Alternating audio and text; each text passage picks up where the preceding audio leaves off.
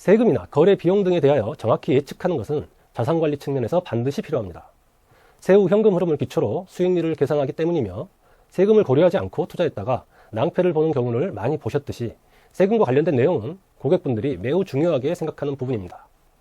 이렇게 세금에 대하여 중요하게 생각하는 고객들과의 상담을 위해서는 전반적인 세무 내용을 알고 있어야 합니다. 어떤 것들이 과세의 대상인지, 비과세 대상은 무엇이고 요건은 어떻게 되는지, 과세 체계와 세율은 어떻게 되어 있는지 등을 체계적으로 학습할 필요가 있습니다. 고객들과 상담을 진행하다 보면 세금과 관련된 사항에 대하여 민감하게 반응하시는 고객들이 의외로 많기 때문입니다. 우선 학습의 이해를 높이기 위해 몇 가지 사례를 살펴보도록 하겠습니다. 직장인 정우성 씨는 어떤 세금에 대한 설명이 필요할까요?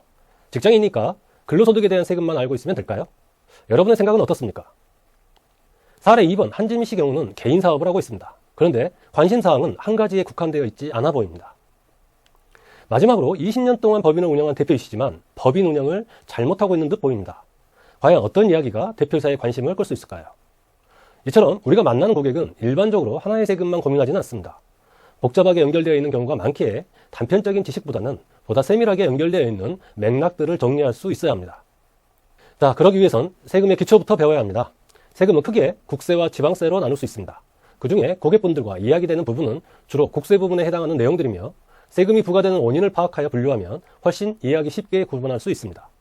세금은 소득과 관련한 세금, 소비와 관련한 세금, 재산과 관련한 세금으로 나눌 수 있습니다. 소득과 관련된 세금에는 소득의 주체가 개인인지 법인인지에 따라 개인에게 부과되는 소득세가 있으며 법인에게 부과되는 법인세가 있습니다. 소비와 관련된 세금에는 부가가치세, 개별 서비스가 있고, 재산을 취득할 때, 보유할 때, 처분할 때마다 부가세금이 달라지며, 상담시 가장 많은 비중을 차지하는 세금은 소득세와 상속증여세, 그리고 법인세 정도로 요약될 수 있습니다. 먼저 소득과 관련된 세금 중에 개인의 입장에서 분류되는 소득세를 살펴보기로 하겠습니다. 소득 있는 곳에 세금 있다라는 말을 통해 알 수 있듯이 소득의 종류에 따라 세금이 분류되며 누구의 주머니로 들어가는지에 따라 세금의 명칭이 바뀌게 됩니다.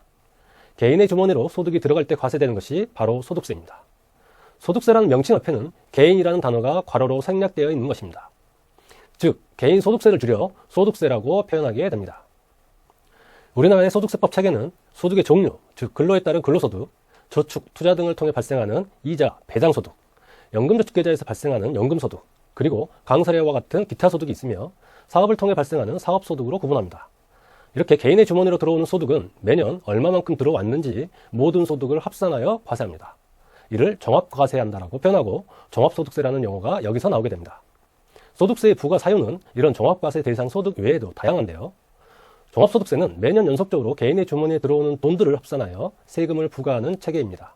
근로, 이자, 배당, 연금, 기타, 부동산 임대소득을 포함한 사업소득이 종합소득세 과세소득에 포함됩니다.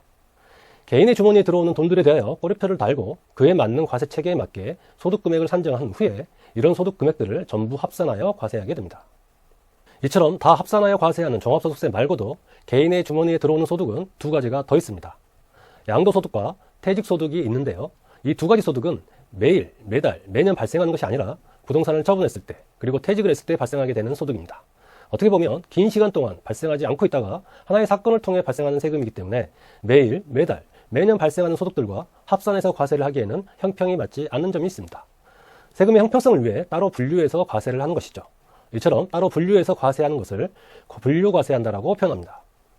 분류과세와 비슷한 용어로 분리과세라는 용어가 있는데요.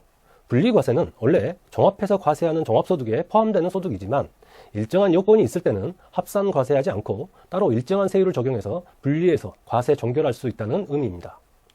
각 해당 회차에서 자세하게 이야기하겠지만 금융소득인 이자와 배당 같은 소득은 연간 2천만 원 이하로 소득이 발생하면 분리과세하여 지방소득세를 포함하여 15.4%의 세율로 과세 종결되는 것이죠. 연금소득의 경우에도 이렇게 분리과세 받을 수 있는 범위가 있습니다. 공적연금을 제외한 사적연금의 연간 수령액이 1,200만 원 미만인 경우에는 분리과세를 선택할 수 있습니다. 이처럼 종합과세되는 소득들 중에서 일정 요건을 갖추면 각 분리과세 세율이 적용되기 때문에 보다 유리하게 적용될 수도 있습니다. 이렇게 세금의 체계를 잡는 이유는 내 고객이 어떤 세금을 적용받는지에 따라 이야기할 수 있는 거리가 달라지기 때문입니다. 국세 부분에서 고객과 상담에서 많이 사용되는 내용은 종합소득세 외에도 법인세, 상속증여세가 있습니다. 종합소득세의 소득 범위가 다양한 것과는 다르게 법인세, 상속증여세의 세금의 개념은 굉장히 단순합니다. 먼저 개인의 주머니에 들어오는 돈에 대해서는 소득세가 부과된다고 말씀드렸는데요. 이와 같은 논리로 법인으로 들어오는 돈에 대하여 부과되는 것이 바로 법인세입니다. 소득세는 개인소득세이고 법인세는 법인소득세인 것입니다. 소득세와 법인세의 가장 큰 차이는 누구의 주머니에 돈이 들어갔느냐에 따라 과세 체계가 다르다는 것인데요. 이처럼 세금의 명칭 차이 이외에 또 다른 차이점이 있습니다. 소득세는 법에서 열거한 내용만 과세한다고 하여 열거주의를 취하고 있다고 표현하며 소득 원천설이라고 이야기합니다. 이와는 다르게 법인세는 법에서 열거하지 않은 이익의 포괄적 개념을 포함하여 과세할 수 있는데 이를 포괄주의라고 이야기하며 순자산 증가설이라고 표현합니다. 사례를 통해 살펴보겠습니다. 이정재 씨는 법인을 운영하는 법인 대표입니다. 보험계약을 체결하고자 김동양FC와 상담 중에 있습니다. 그런데 계약자와 수익자를 개인인 이정재 씨로 정할 수도 있고 법인 명의로 가입할 수도 있다는 이야기를 들었습니다. 이러한 경우 김동양FC는 저축성보험의 보험차익 비과세 요건에 법인도 적용이 되는지 궁금해졌습니다. 보험상품의 계약자는 개인이 될 수도 있고 법인이 될 수도 있습니다. 보험료를 누가 납부하느냐에 따라 계약자가 정해지는데요. 예를 들어 개인이 이정재 씨가 계약자와 수익자를 본인으로 지정하여 저축성보험에 가입을 했다고 가정하겠습니다. 이때 납입한 보험료는 총 6천만 원이고 수령해야 할 보험금은 1억 원이라고 가정하면 만기 보험금을 수령할 때 보험금이 본인이 납입한 보험료보다 많게 되어 보험 차익이 발생합니다. 소득세법에서는 이런 저축성보험의 보험 차익에 대하여 원칙적으로 이자 소득세를 과세한다고 명시하고 있으며 예외적인 내용들을 소득세법 시행령 제25조에 명시하여 비과세되는 내용들을 정리해주고 있습니다. 저축성보험의 보험차익 비과세 요건은 3회 금융소득이라는 부분에 가서 조금 더 자세하게 설명하도록 하겠고요. 일단 결론부터 말씀드리면 이정재 씨가 개인계약으로 가입한 저축성보험의 경우 월납 비과세 요건을 갖췄기 때문에 개인의 소득세 부분에서는 이자 소득세가 비과세되게 됩니다. 이처럼 소득세의 경우 법에서 어떤 소득을 과세하는지 그리고 만약 비과세되는 내용이 있다면 어떤 내용인지 구분하여 열거하고 있는 것이며 이를 기준으로 과세를 하게 되는 것입니다. 이와는 다르게 법인세는 열거한 내용들을 기준으로 판단하는 것이 아닌 법인이 벌어들인 포괄적 수익에 대하여 과세하게 되는 것입니다. 만약 보험을 개인이 아닌 법인으로 가입하였다고 가정해 보겠습니다. 먼저 계약자와 수익자는 법인으로 하고 피보험자는 대표이사인 이정재로 하여 가입하는 형태를 저희는 일명 CEO 플랜이라고 이야기합니다. 이런 법인 계약을 하시면서 이자 소득세가 비과세된다고 잘못 설명하시는 분들이 많은데요. 결론부터 말씀드린다면 이런 보험 차익에 대하여 법인에서는 영업외 수익으로 법인세를 과세하게 되며 그 구조는 이자 소득세가 과세되는 것이 아니라 법인세가 과세되게 되는 것입니다. 이처럼 소득세와 법인세는 돈이 들어가는 주머니 주인에 따라 차이가 있는데요. 그러다 보니 과세 흐름 또한 다르게 되고 적용되는 세율도 다르게 됩니다. 법인의 경우에는 개인과는 다르게 법인의 주머니에 들어온 돈과 지출되어 나간 돈을 합산하여 과세 기준을 정하게 됩니다. 따라서 소득세와는 다른 과세 흐름을 가질 수밖에 없는 것입니다. 개인에 대한 종합소득세와 법인세에 대한 과세 표준과 적용 세율표입니다. 소득세는 6에서 42%의 세율이 적용되며 법인세는 10에서 25%의 세율이 적용됩니다.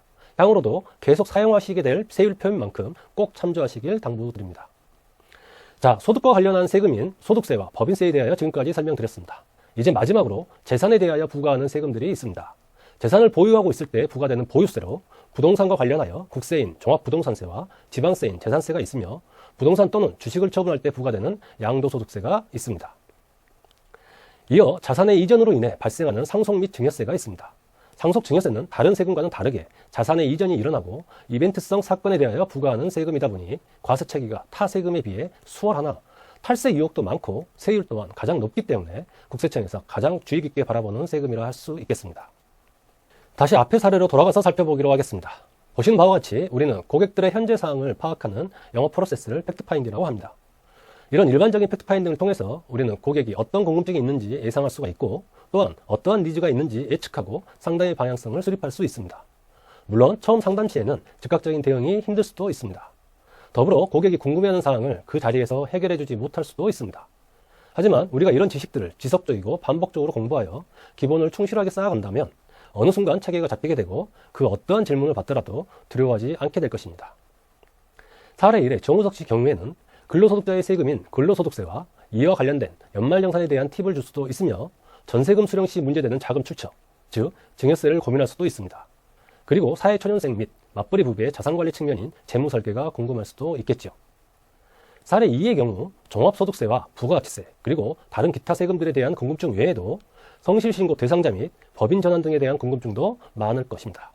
그리고 부동산을 통한 임대소득을 어떻게 활용할지, 그리고 자녀들이 있다라면 이를 효율적으로 승계할 수 있는 방법이 무엇인지에 대한 고민을 할 수도 있을 것입니다. 마지막으로 법인 사업자인 사례 3의 경우 법인을 3개나 운영하고 있지만 실질적으로 법인을 통해 받아가는 급여는 월 300만 원 수준이죠. 이러한 점에 문제는 없는지 이야기할 수 있을 것이고, 더불어 법인의 자금을 어떻게 하면 효율적으로 활용할 수 있을지에 대한 고민을 해볼 수 있을 것입니다. 급여는 적정 수준인지, 만약 급여 인상을 권한다면 어떤 이야기를 해줄 수 있는지에 대해서도 미리 고민해 볼 수 있겠지요. 이런 궁금증들을 통해 상담에서 어떻게 이야기를 풀어낼지 시나리오를 작성하여 상담에 임할 수 있을 것입니다.